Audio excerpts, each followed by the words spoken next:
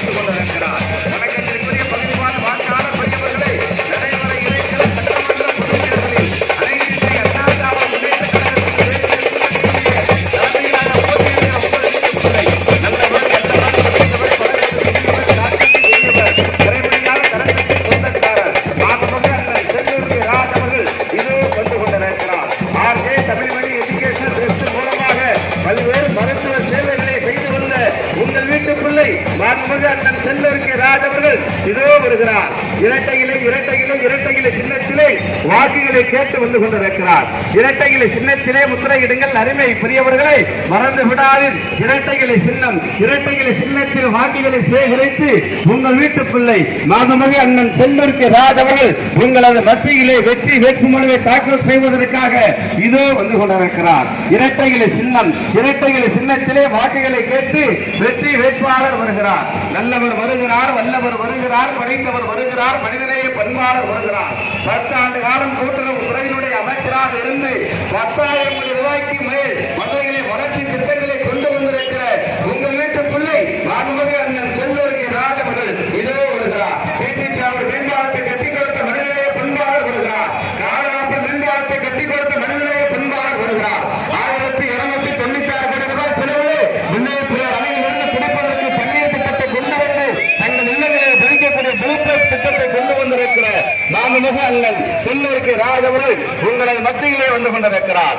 இரட்டையிலே சின்னத்தில் வாக்குகளை காரங்களை கேட்டு வெற்றி வேட்புமனுவை தாக்கல் செய்ய